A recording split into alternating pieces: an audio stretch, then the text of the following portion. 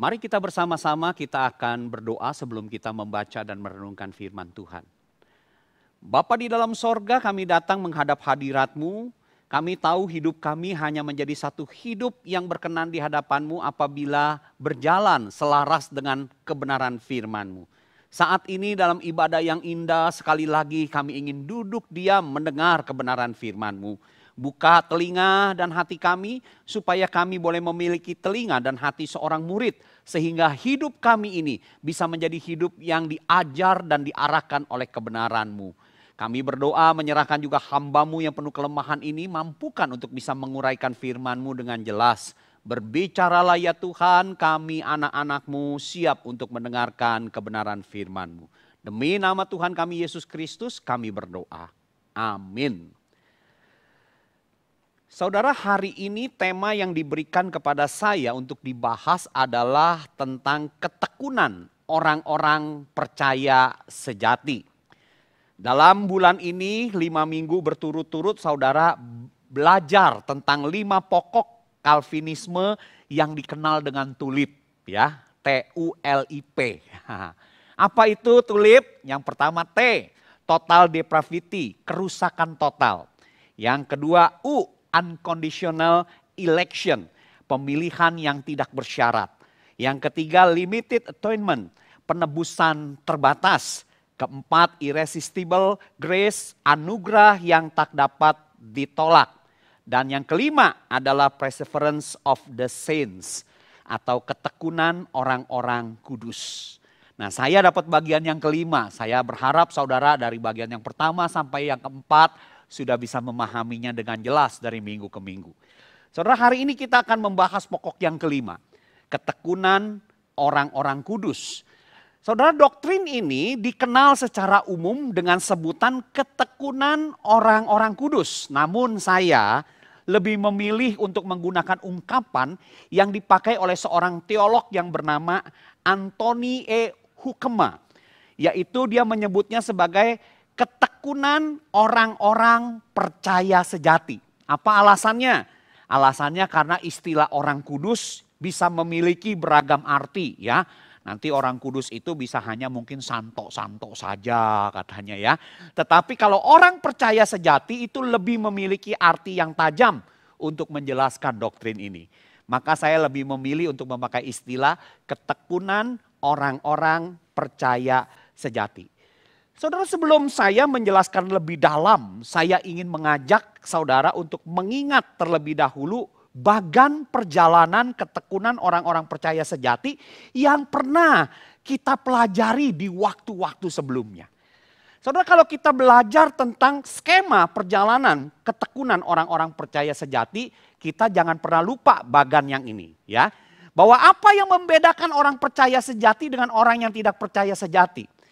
Atau dengan orang yang tidak percaya, yaitu satu titik, yaitu apa? Lahir baru. Di mana orang ini telah menerima anugerah Tuhan, menerima karya Kristus dan kemudian dilahir barukan oleh karya Kristus, dimateraikan oleh Roh Kudus, lahir baru. Yang tadinya musuh Allah menjadi kekasih Allah. Nah, saudara, orang-orang yang telah mengalami pembaharuan dari Tuhan ini, beroleh kelahiran baru ini akan dituntun oleh Tuhan untuk menuju satu titik. Yaitu yang namanya pemuliaan orang percaya. Ukuran pemuliaan orang percaya ini bukan didasarkan kepada berapa banyak harta yang kau miliki, tingkat pendidikan yang kau dapati, atau juga banyaknya orang-orang yang kau kenal dalam dunia ini. Tidak, tapi berbicara tentang apakah dalam hidupmu ditemukan keserupaan dengan Kristus. Ketika Tuhan menilai hidup kita sebagai orang-orang yang telah dilahir barukan. Nah, ini adalah sebuah perjalanan yang panjang. Karena apa? Ini merupakan satu tarik-menarik di dalam kehidupan kita. Satu sisi sebagai manusia kita terkadang ingin hidup di dalam tujuan diri kita sendiri. Tetapi kita dipanggil oleh Allah untuk hidup di dalam tujuan Allah. Maka itu saudara sekalian, perjalanan ketekunan orang-orang percaya sejati ini adalah sebuah perjalanan yang penuh dengan pergumulan dan dua daya tarik ini. Orang percaya sejati pasti di dalam pemikirannya dia akan selalu berpikir, apakah hari ini aku sudah lebih maju dari kemarin. Artinya hidup di dalam tujuan Allah dan keinginan Allah itu semakin menguasai diriku. Nah ini yang merupakan skema perjalanan ketekunan orang-orang kudus atau perjalanan ketekunan orang-orang percaya sejati. Nah saudara, skema ini harus saudara pahami di dalam kehidupan saudara. Kenapa? Karena minimal dengan saudara memahami skema ini, saudara bisa menjawab beberapa keberatan yang mungkin terjadi ketika kita membicarakan doktrin ini. Salah satunya misalnya keberatan terhadap doktrin ini adalah satu ejekan yang mengatakan, oh enak ya kalau untuk orang Kristen ya, sekali selamat dia akan tetap selamat selamanya, tidak peduli cara hidup kita. Nah saudara, kalau saudara memahami bagan yang tadi, saudara akan tahu bahwa orang yang percaya atau orang Kristen sejati, dia tidak mungkin hidup secara sembarangan. Karena saudara sekalian, orang percaya sejati yang di dalamnya Roh Kudus berdiam dan berkarya, itu adalah orang yang menginginkan hidup bagi Allah dalam rasa syukur atas keselamatan yang telah diterimanya. Jadi nggak mungkin cara hidupnya itu berantakan. Dia pasti berjuang ke arah hidup di dalam tujuan Allah. Atau keberatan yang kedua yang mengatakan adalah tentang bagaimana dengan orang-orang yang sudah berjalan di situ kemudian murtad. Nah saudara sekalian, keberatan kedua ini bisa dijawab bahwa yang dimaksud orang murtad adalah mereka yang mungkin ada dalam kumpulan orang percaya dan mengecap karya Allah di dalam kumpulan umatnya. Tetapi sesungguhnya mereka bukan sebagai umat Allah yang telah dilahirbarukan. Jadi saudara, ini bagan yang tadi saya sampaikan minimal saudara bisa menjawab dua keberatan utama ini. Nah kita masuk kepada pertanyaan yang lebih penting lagi berbicara tentang doktrin ini. Yaitu apakah orang percaya sejati pasti mampu menyelesaikan skema perjalanan iman yang seperti tadi saya uraikan di dalam kehidupan mereka sampai selesai. Sampai bertemu dengan Kristus. Doktrin ketekunan orang-orang percaya sejati menjawab tentang hal ini. Bunyinya begini saudara sekalian ya. Bahwa mereka yang memiliki iman sejati tidak akan kehilangan iman secara total atau pada akhirnya. Itulah doktrin ketekunan orang-orang percaya sejati. Saudara, ketekunan orang-orang percaya sejati ini jelas kalau kita mempelajari doktrin ini bahwa itu telah bersifat final, selesai dan tidak terbatalkan. Apa alasannya saudara sekalian? Alasannya saudara sekalian yang pertama, bahwa ketika seseorang itu dilahirbarukan, dia telah menjadi orang percaya sejati. Allah Bapa menjaga orang-orang percaya sejati. Ada penjagaan Allah Bapa yang mengiring mereka di dalam mereka menjalani perjalanan ketekunan orang-orang percaya sejati. Buktinya dari mana? Dari Alkitab. Makanya hari ini saudara, saya akan membawa saudara untuk membaca banyak bagian Alkitab untuk membuktikan doktrin ini. Mari kita lihat yang pertama-tama dari Roma pasal yang ke-8, ayat yang ke-28 sampai dengan 29 dan kemudian saya lanjut ke ayat yang ke-38 sampai 39. Bagian firman Tuhan ini berkata begini, kita tahu sekarang bahwa Allah turut bekerja dalam segala sesuatu untuk mendatangkan kebaikan bagi mereka yang mengasihi Dia. Siapa mereka yang mengasihi Dia? Dikatakan di sini ya, itu bagi mereka yang terpanggil sesuai dengan rencana Allah. Jadi orang-orang yang dipanggil sesuai dengan rencana Allah. Bahkan di situ dikatakan sebab semua orang yang dipilihnya dari semula. Jadi orang yang berjalan sesuai dengan rencana Allah, yang terpanggil sesuai dengan rencana Allah itu adalah orang-orang yang telah dipilih Allah dari semula. Bahkan juga dikatakan mereka juga ditentukannya dari semula. Jadi orang-orang yang ditentukan oleh Allah untuk apa? Untuk menjadi serupa dengan gambaran anaknya Tuhan Yesus Kristus. Supaya Tuhan Yesus Kristus itu menjadi yang sulung di antara banyak saudara. Dan saudara perhatikan ayat selanjutnya. Mereka yang ditentukannya dari semula, yang telah ditentukan oleh Allah itu mereka juga yang dipanggil oleh Allah. Dan mereka yang dipanggil oleh Allah ini mereka juga yang dibenarkan oleh Allah. Dan mereka yang dibenarkannya oleh Allah ini mereka juga dimuliakannya. Jadi semua itu ada di dalam penjagaan Allah dari ketika orang dilahirbarukan sampai dia dimuliakan.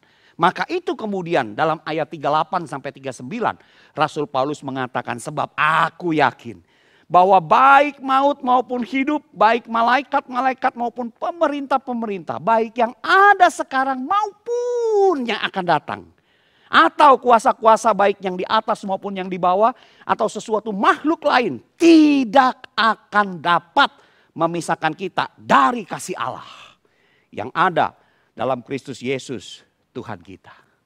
Jadi saudara, dengan jelas di sini, mengapa orang percaya sejati itu pasti mampu menyelesaikan perjalanan ketekunan orang-orang percaya sejati itu sampai pada akhirnya. Karena Alkitab mengatakan orang yang telah Allah pilih, yang telah Allah tentukan, yang telah Allah panggil, yang telah Allah benarkan dari semula, pasti akan dimuliakan Allah pada akhirnya. Itu janji Allah. Karena ada penjagaan Allah yang menjaga orang tersebut. Maka itu kalau saudara membandingkan dari bagian firman Tuhan lainnya.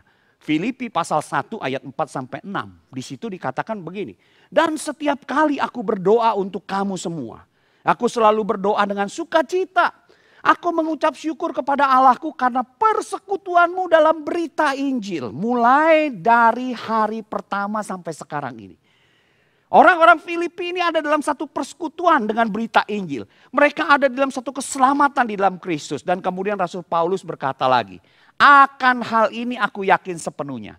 Bahwa Allah, Ia yang memulai pekerjaan yang baik di antara kamu, akan meneruskannya sampai pada akhirnya, pada hari Kristus Yesus. Jadi saudara, dengan jelas di situ dikatakan bahwa karya yang telah Allah mulai bagi orang-orang percaya sejati pasti Allah teruskan dan bahkan akan Allah genapin sepenuhnya di dalam anugerahnya sampai pada hari kedatangan Kristus. Maka dengan jelas saudara sekalian, sekali orang percaya itu telah benar-benar berada di dalam kasih Allah, maka kita akan terus dijaga di dalam kasih Allah itu untuk selamanya. Saudara, ini janji Allah. Ini rencana Allah bagi orang-orang percaya sejati. Dan Allah bukanlah pribadi yang berubah-ubah. Allah bukanlah pribadi yang penuh dengan ketidakpastian. Oh tidak, saudara. Dia Allah yang maha tahu dan maha kuasa untuk menggenapi segala hal yang dikehendakinya. Termasuk di dalam menguatkan orang-orang percaya sejati menempuh perjalanan ketekunan orang-orang percaya sejati tersebut. Hingga pada akhirnya. Maka itu mereka yang memiliki iman sejati tidak akan kehilangan iman secara total atau pada akhirnya. Karena ada Allah yang menjaganya. Ini jaminan yang luar biasa saudara sekalian. Yang kedua saudara, bukan hanya Allah menjaga orang-orang percaya sejati tersebut dalam perjalanan iman mereka. Tetapi Kristus juga adalah Tuhan yang menggenggam orang-orang percaya sejati ini. Saudara, saya akan membawa saudara untuk membaca beberapa bagian dari Injil.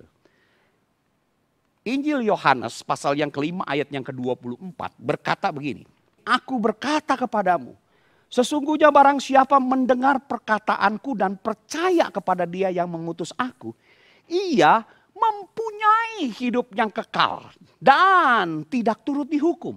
Jadi hidup kekal itu sudah berada di dalam dirinya dan hukuman itu sudah tidak ada untuk menghukum dia lagi. Kemudian juga Yesus mengatakan sebab ia sudah pindah dari dalam maut ke dalam hidup. Jadi orang yang percaya sejati itu sudah dikatakan saat dia percaya dia sudah pindah dari dalam maut ke dalam hidup. Saudara, kata berpindah ini berasal dari kata Yunani metabaino yang ditulis dalam bentuk perfect tense. Artinya saudara sekalian kalau diterjemahkan secara literal itu menyeberang. Jadi gambaran ini seperti suatu tindakan final yang tidak dapat dibatalkan. Seperti seorang yang sudah membakar jembatan setelah ia menyeberanginya. Jadi udah gak mungkin balik lagi ke sana gitu loh. Nah ini yang merupakan janji Tuhan ketika kita percaya dan mendengar perkataannya. Kita memiliki hidup yang kekal karena kita sudah pindah dari dalam maut ke dalam hidup. Tidak mungkin akan balik lagi ke sana. Kita sudah ada di dalam Kristus.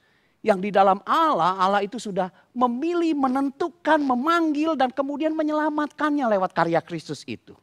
Maka gak mungkin orang itu akan turut lagi dihukum dan hidup di dalam maut kembali. Karena dia sudah berpindah, sudah menyeberang. Dan jembatan penyeberangan itu sudah dibakar. Tidak akan membuat dia kembali lagi ke sana. Yohanes pasal yang ke-6 ayat 37 sampai 39 berkata dengan lebih jelas lagi. Yesus berkata, semua yang diberikan Bapa-Ku kepadaku akan datang kepadaku. Dan barang siapa datang kepadaku, Yesus berkata, ia tidak akan kubuang.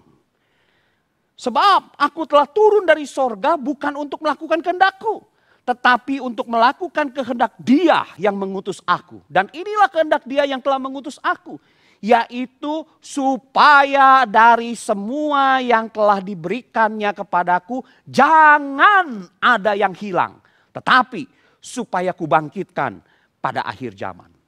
Saudara, ini janji terkuat dari Kristus Yesus Tuhan kita kepada umatnya. Yaitu bahwa semua yang datang kepadanya tidak akan pernah dibuang ataupun terhilang. Tetapi Yesus berkata pasti dibangkitkan pada akhir zaman. Jadi ada tangan Kristus yang menggenggam mereka ketika mereka telah menerima Kristus sebagai Tuhan dan Juru Selamat. Bahkan kalau saudara membaca Yohanes 10 ayat 27 sampai 28, di situ Yesus berkata begini. Domba-dombaku mendengarkan suaraku. Dan aku mengenal mereka dan mereka mengikut aku. Dan aku memberikan hidup yang kekal kepada mereka dan mereka pasti tidak akan binasa sampai selama-lamanya. Dan seorang pun tidak akan merebut mereka dari tanganku. Bapakku yang memberikan mereka kepadaku lebih besar daripada siapapun. Dan seorang pun tidak dapat merebut mereka dari tangan Bapa. Saudara, luar biasa saudara sekalian. Genggaman ini boleh saya katakan sebagai satu pegangan Tuhan yang bersikap rangkap. Tangan kita itu dipegang secara rangkap oleh Tuhan. Dikatakan bahwa tangan Kristus dan tangan Bapa memegang tangan orang percaya dengan begitu eratnya. Sehingga apa saudara? Sehingga tidak ada seorang pun dan apapun yang dapat merebut mereka dari pegangan rangkap Allah. Karena apa? Yesus sendiri dia berjanji. Tidak ada seorang pun yang bisa merebut mereka dari tanganku. Dan bahkan Bapa yang memberikan mereka kepadaku itu lebih besar daripada siapapun. Dan tidak ada seorang pun yang bisa merebut mereka dari tangan Bapa. Jadi luar biasa saudara sekalian. Orang percaya sejati itu tangannya digandeng oleh tangan Kristus dan tangan Bapa. Kalau seperti itu apakah mungkin bisa terlepas? Bahkan yang lebih dahsyat lagi saudara sekalian. Lukas 22 ayat 31 sampai 32. Yesus pernah memperingatkan kepada Simon Petrus, seorang yang pernah mengkhianati Kristus. Dia berkata begini, Lukas 22 ayat 31 sampai 32. Yesus berkata, Simon, Simon, lihat, iblis telah menuntut untuk menampi kamu seperti gandum. Tetapi aku berdoa untuk engkau, supaya imanmu jangan gugur. Dan engkau jikalau sudah insaf, kuatkanlah saudara-saudaramu. Saudara, kata gugur di sini, supaya imanmu jangan gugur, berasal dari kata Yunani eklipe. Yang berarti berakhir atau habis. Kalau kita mau mungkin menerjemahkan dengan lebih literal, jadi seakan-akan Yesus di dalam bagian itu ingin dikatakan, aku berdoa agar imanmu jangan sampai berakhir sepenuhnya. Yesus tahu Simon satu waktu itu akan mengkhianatinya. Sekalipun dia berkata orang lain boleh meninggalkan engkau, aku sekali-sekali tidak. Yesus tahu, maka dia berkata sebelum ayam berkokok 3 kali kamu menyangkal aku. Dan Simon diperingatkan sebelum hal itu terjadi. Iblis sedang menampi engkau seperti gandum, tapi aku berdoa untuk kamu Simon. Dan pertobatan Simon yang penuh dengan tangisan membuktikan bahwa doa Kristus bagi Simon itu terjawab. Karena saya percaya Bapa di sorga pasti mendengarkan doa yang disampaikan oleh Tuhan Yesus Kristus. Saudara, apalagi sekarang Kristus itu bukan hanya telah menyelesaikan karya penyelamatannya. Dia bangkit membuktikan dia berkuasa atas maut. Dia naik ke sorga, duduk di sebelah kanan Allah menjadi pembela kita dan iman agung kita sampai selama-lamanya. Beberapa waktu kita mengupas kitab Ibrani. Ibrani 7 ayat 25 berkata demikian. Karena Kristus sanggup juga menyelamatkan dengan semua orang yang oleh Dia datang kepada Allah. Sebab Ia hidup senantiasa untuk menjadi pengantara mereka. Dahsyat bukan saudara sekalian? Jadi orang percaya sejati itu pasti bisa menyelesaikannya. Karena saudara lihat ada genggaman tangan Tuhan Yesus Kristus yang menopang mereka.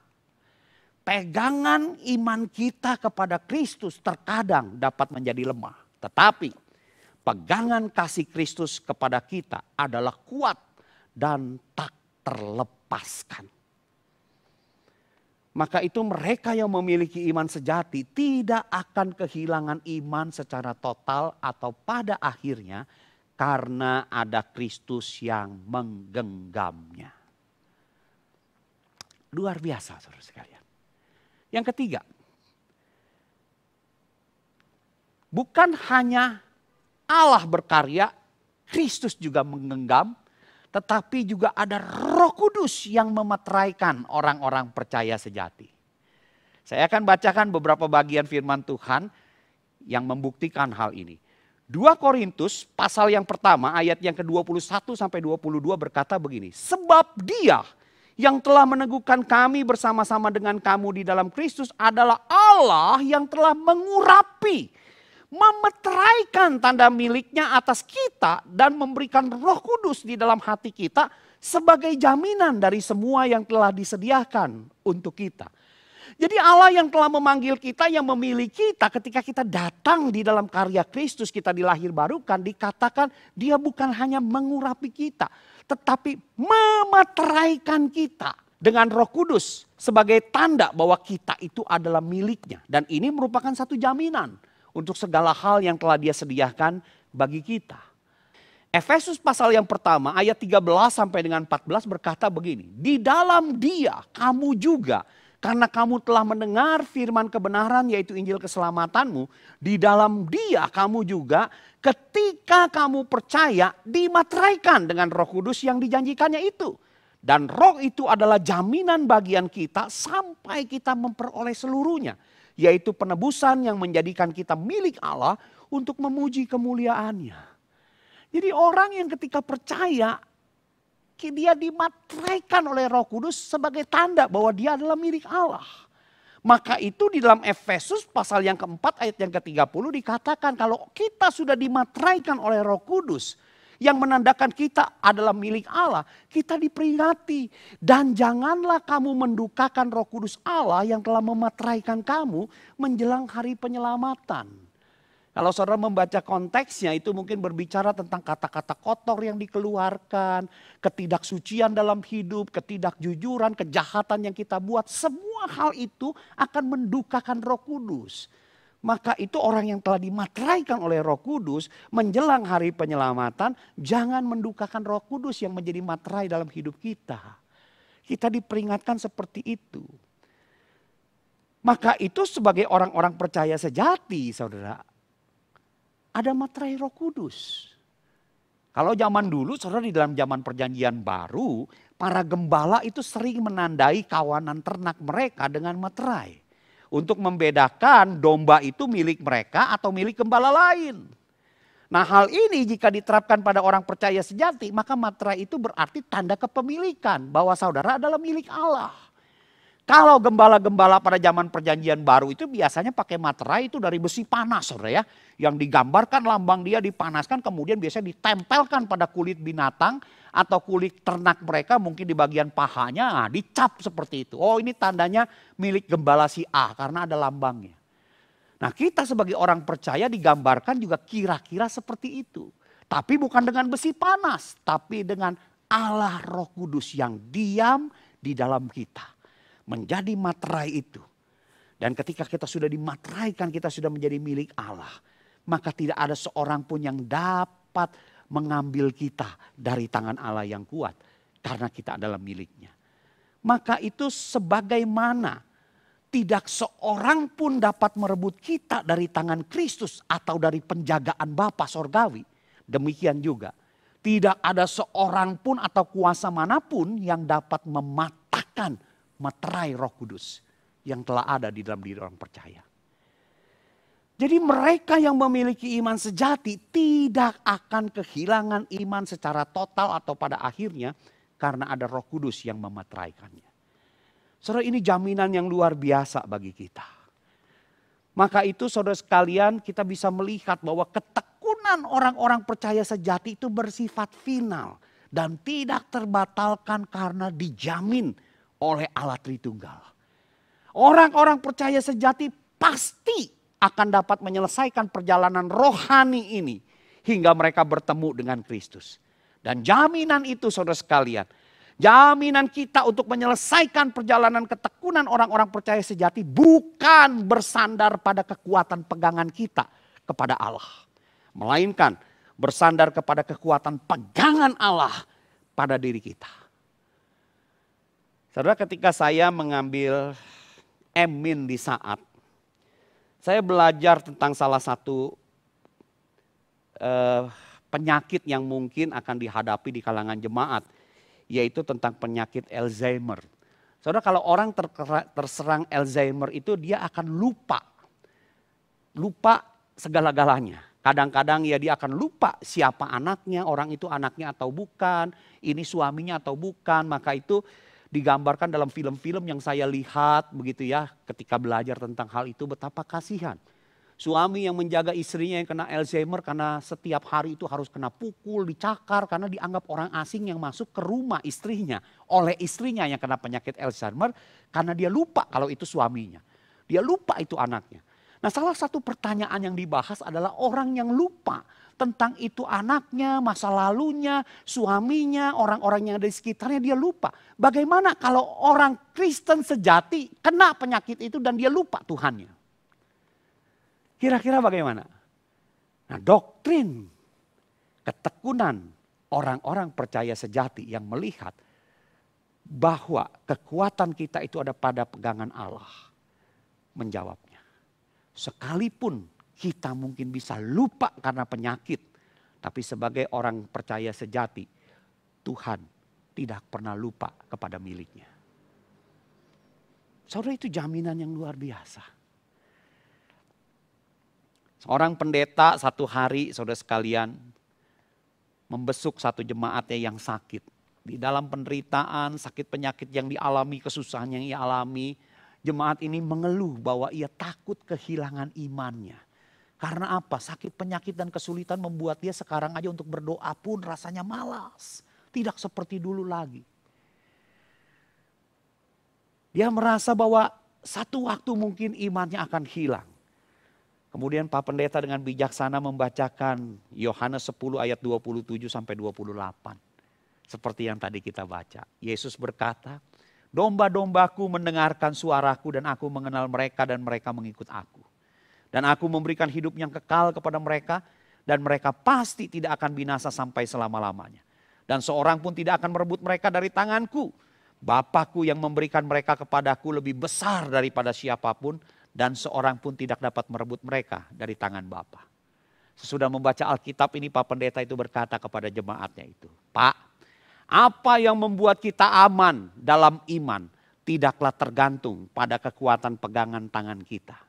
Tetapi tergantung kepada kekuatan pegangan tangan Kristus. Dan Kristus telah menjamin bahwa tidak ada siapapun, seorang pun, apapun, kuasa manapun yang merebut kita dari genggaman tangannya. Kita aman karena pegangan tangan Tuhan, bukan kekuatan pegangan tangan kita. Saudara, itulah doktrin ketekunan orang-orang percaya sejati. Yang dimana itu berlaku bagi saudara dan saya. Saudara, kalau kita memahami doktrin ini, marilah saat ini dengan rasa syukur kita jalani perjalanan ketekunan orang-orang percaya sejati. Apapun tantangannya, apapun kesulitannya. Bahkan saya mau katakan keadaan yang sulit bisa tidak berubah sampai kita mati. Tetapi saudara, dalam pandangan Tuhan yang penting adalah bagaimana respon kita. Apakah respon kita itu selaras dengan cara berpikir Kristus, cara merasa Kristus, dan cara bertindak tindaknya Kristus dalam menghadapi segala tantangan itu. Saudara, kalau kita mengamini akan doktrin ini, marilah saudara, dalam hidup ini janganlah kita hidup lagi secara ceroboh. Jangan lagi malas untuk memerangi dosa setiap harinya. Supaya apa? Supaya klaim jaminan rohani yang indah di dalam Kristus tentang ketekunan orang-orang percaya sejati itu semakin nyata dalam hidup kita. Ketika kita memiliki cara hidup yang semakin kita masukkan untuk hidup di dalam tujuan Allah. Saudara, itu orang yang memegang doktrin ketekunan orang-orang percaya sejati dengan kokoh di dalam kehidupan imannya. Dia tidak akan hidup sembarangan, dia akan serius memerangi dosa. Mari kalau kita memegang doktrin itu dengan baik, jangan lagi saudara sekalian kita hidup ceroboh, jangan lagi malas memerangi dosa. Tetapi marilah kita bertekun untuk setia. Supaya saudara sekalian kita selalu menguji dan menyelidiki hati, pikiran dan perasaan serta tindakan kita. Semakin diselaraskan dengan Kristus. Saudara, kalau kita satu waktu bertemu dengan Tuhan, disitulah kita sungguh-sungguh bisa melihat bahwa kita adalah orang percaya sejati. Saudara, kita hanya dapat mengetahui bahwa kita berada di dalam iman yang benar melalui ketekunan kita. Dalam menjalani perjalanan ketekunan orang-orang percaya sejati sampai pada akhirnya. Kiranya itu ditemukan di dalam kehidupan saudara dan saya. Hari ini saudara sekalian kita belajar tentang satu doktrin yang penting. Satu pokok yang penting dalam iman Kristen. Yaitu apa saudara sekalian? Pengajaran inti dari doktrin ketekunan orang-orang percaya sejati adalah demikian. Orang-orang percaya sejati dapat bertekun hingga akhirnya. Hanya karena Allah Tritunggal di dalam kasih-Nya yang tidak berubah. Memampukan mereka untuk bertekun. Oh saudara, ini adalah sebuah perjalanan iman yang harus kita tapaki. Walaupun penuh dengan tantangan. Tapi satu sisi kita bersyukur. Karena ada Allah yang menopang kita. Kita bersyukur kepada Tuhan bahwa kita memiliki penghiburan sejati. Bahwa kita akan mampu bertekun sampai akhirnya. Karena Allah di dalam kasih-Nya dan kuasa-Nya akan selalu memampukan kita. Saudara, biarlah dengan demikian kita semakin bersandar kepada Allah Tritunggal untuk saat ini dan sampai kekekalan. Dengan mengetahui bahwa Allah Tritunggal tidak akan membiarkan kita terhilang. Perjalanan ketekunan itu mungkin sangat sulit dan berat jalannya. Tetapi kita memiliki Allah yang jauh lebih besar dari segala tantangan yang akan kita hadapi. Dan Allah yang jauh lebih besar itu akan menggenggam kita, menopang kita, memampukan kita untuk menyelesaikan sampai pada akhirnya. Mari kita bersama-sama kita berdoa, kita bersyukur kepada Tuhan. Tuhan, terima kasih ya Tuhan kalau hari ini kami boleh belajar satu pengajaran yang indah dari kebenaran firman-Mu. Bahwa kami sebagai orang-orang percaya sejati, kami diwajibkan menjalani perjalanan ketekunan orang-orang percaya sejati. Dan kami tahu ya Tuhan, terkadang jalan itu berat, tapi kami bersyukur karena Engkau tidak membiarkan kami berjalan sendiri. Dan kami pasti berhasil sampai akhirnya karena Engkau berkarya di tengah-tengah kami. Engkau menopang, Engkau memegang kami, dan bahkan ya Tuhan Engkau memateraikan kami. Sehingga ya Tuhan, ketika Engkau berkarya di tengah kehidupan kami, tidak ada seorang pun apapun, kondisi yang bagaimanapun yang dapat memisahkan kami dari genggaman kasih-Mu. Terima kasih Tuhan, kalau hari ini ada di antara jemaat-Mu yang sudah mulai undur, lemah, Tuhan ingatkan kembali. Supaya kembali mereka menapaki perjalanan ketekunan orang percaya sejati yang Engkau wajibkan bagi pribadi mereka masing-masing. Kuatkan dan teguhkan sampai kami bisa bertemu dengan Engkau pada akhirnya dan bahkan makan semeja dalam perjamuan kudus yang akbar di sorga nanti. Demi nama Tuhan kami Yesus Kristus kami berdoa. Amin.